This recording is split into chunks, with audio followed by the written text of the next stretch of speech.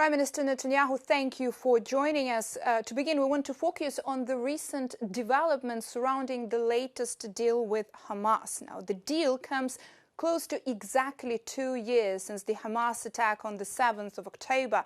We might see the hostages freed on the same day they were taken 2 years ago. Is this what makes this a good deal for Israel? Well, we accepted the deal, as did all the world. It was President Trump's plan. Hamas says that it accepted the deal. Now the onus is on Hamas. This plan consists of 2 parts. The first part is releasing all the hostages. Israel makes a tactical withdrawal, stays in Gaza. And then the second part is meant to demilitarize Gaza and disarm Hamas. That will be negotiated. Prime Minister, just to follow up, so what happens if Hamas does not release the hostages? What will Israel do? How Israel will change its stance and the strategy? Of course, I can't tell you if Hamas will agree to it. I think that it's possible. I hope it'll happen, but I can't guarantee that it'll happen. And so if it doesn't happen, what President Trump has said is that he will back Israel completely in acting forcefully against Hamas. Well, let's hope that we can finish it the easy way and not the hard way. Prime Minister, Europe has been visibly absent from this process. Europe has been absent because Europe has basically caved in to Palestinian terrorism, to radical Islamist minorities in their midst. And they basically said, just give them a Palestinian state, which would be the ultimate reward for Hamas after doing the greatest massacre against the Jews since the Holocaust. Now we'll give you a state in which you can continue the war against Israel. That's why Europe has essentially become irrelevant and displayed enormous weakness. If you want to fight terror, stand up and fight terror. Stand up and be forceful against terrorism. Don't capitulate to its demands. Don't feed the crocodile, in Churchill's words, because it's going to come after you after it devours Israel or any other country.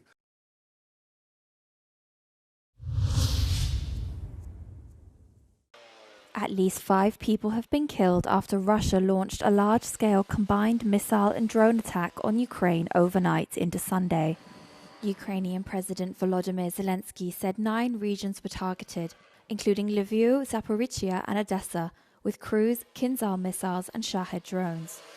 In Lviv, a Taya family of 4, including a teenage girl, died when missiles struck residential areas and an industrial park that later caught fire. In the southern city of Zaporizhzhia, 1 woman was killed and 9 others injured.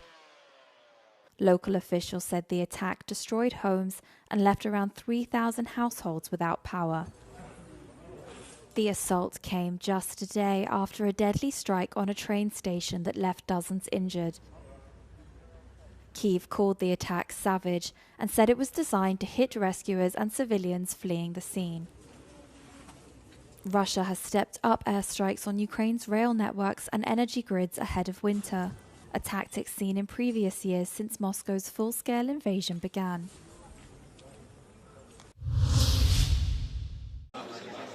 EU leaders are working on a drone wall on Europe's eastern flank to counter a rapidly increasing security challenge from drone incursions into NATO airspace. But in nearby Finland, the country's security model makes war readiness part of everyday life. The whole society is prepared for an invasion at any time. Finland's network of nuclear and bomb shelters are widespread and there's enough room for well over the population of 5.6 million. This is an example of the Finnish comprehensive security model. It's one of 50,000 underground bedrock shelters all across Finland. This one here in the centre of Helsinki is 20 metres underground. It has strong bomb blast protection and at its peak can hold 6,000 people, but it means that each person would have less than 1 metre squared each in a time of war.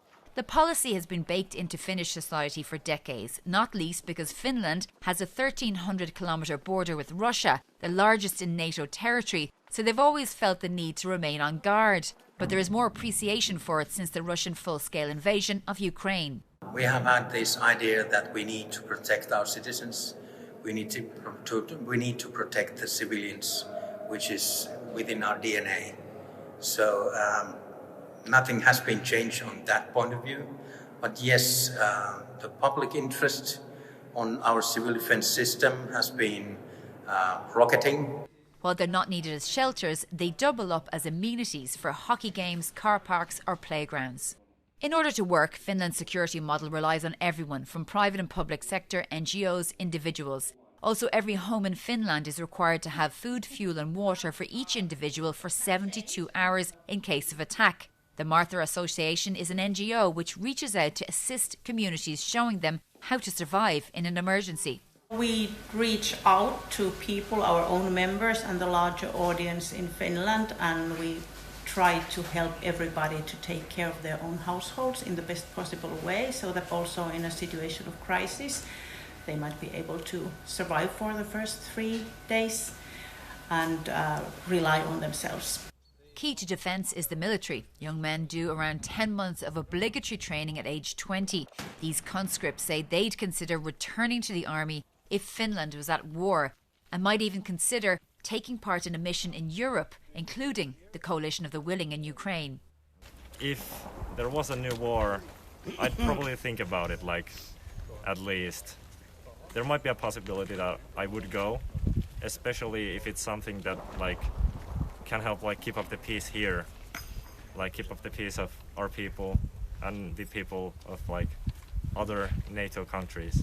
I don't know if I'd go to Ukraine, definitely not yet, because I haven't finished my conscription, but I think that if there would be a war that I also think would benefit the peace in, like, Europe and Finland especially, I think if need would be and I would be called, I think I would go. The Finns say the consistency of their model also ensures the country has psychological resilience. They say that no matter what happens, there's no need to panic. All is prepared. Shona Murray, Euronews, Helsinki. Billionaire Andrej Babiš promised loyalty to the European Union and NATO on Sunday after his ANO party won a decisive victory in Czechia's parliamentary elections. Speaking to reporters in Prague, the former Prime Minister said his movement is clearly pro-European and pro-NATO. And we were very reliable partner. And we are patriots for Europe, and we want to win next elections because Europe is suffering. Europe is not competent anymore, not in competition, so high energies and so on. So I don't agree with the statement that we have been in. I have been Prime Minister, and we have been in government before, and we have excellent results. Babiš said he hoped President Trump and NATO leaders would end the war in Ukraine. He also vowed to review the Czech-led initiative to supply ammunition to Kyiv, saying the program must be transparent and that nobody should profit from war.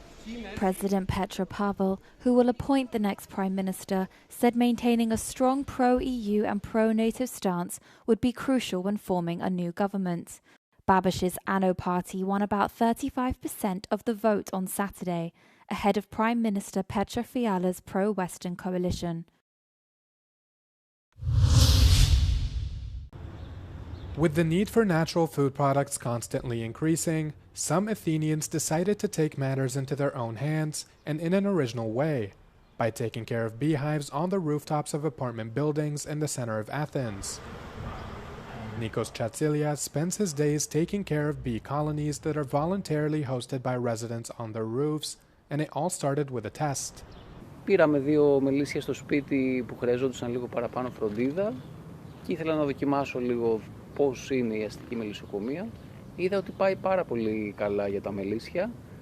Μας χαροποιούσε πάρα πολύ η επαφή καθημερινή με τα μελίσια και γι' αυτό το συνεχίσαμε. Despite the growing interest, beekeeping in the city center also has its obstacles. This is because residents often object, fearing that the bees will sting them. There are also, however, many of those who promote urban beekeeping. Όταν ήμουνα στη σχολή και μαθαίναμε για τα μελίσια, μ' άρεσε πάρα πολύ η ιδέα να έχω τα δικά μου. Σκέφτομαι ότι και για το περιβάλλον είναι καλό, διότι οι μέλισσες μειώνονται. Οπότε, αν καθένας μπορούσε να έχει ένα μελίσι σε έναν ανοιχτό χώρο σπίτι του, πιστεύω ότι θα άλλαζε και το ίδιο μας το περιβάλλον σε μεγάλο βαθμό. This summer, Chatsilias tended to 30 hives that he placed on 7 rooftops in the Athens area, including one with a view of the Parthenon. His approximately 1.2 million bees produced 500 kilograms of honey. The Athenian beekeeper's goal is to get other interested people into urban beekeeping. Μετά από 3 χρόνια παρουσίας μας που μιλάμε για αυτό το πράγμα, πλέον έχει αρχίσει ο κόσμος και θέλει να το κάνει, επικοινωνεί μαζί μας συγκεκριμένα για αυτόν τον λόγο, να βάλει μελίσια στην πόλη. Οπότε, ναι, υπάρχει ένα ενδιαφέρον. A major challenge of urban beekeeping is transporting the hives to the stairs of buildings in the spring and taking them down before winter, often passing through people's homes to reach the roof. Για μένα αυτό που σημαίνει είναι ελπίδα, ότι ακόμα και έτσι όπως έχουμε φτιάξει ένα πολύ άναρχο αστικό περιβάλλον, η πόλη, η φύση όσο έχει απομείνει μέσα στην πόλη ακόμα ανταποκρίνεται και μπορεί να δίνει ζωή. Each batch of honey is named after the region or neighborhood from which it comes. Those who've tried it say they're fanatical consumers of urban honey. Even when I have tasted the honey from the countryside, from other producers, it's personally, the taste for me is exactly what I want. They emphasize that it's far superior to what is sold in supermarkets and has a rich flavor.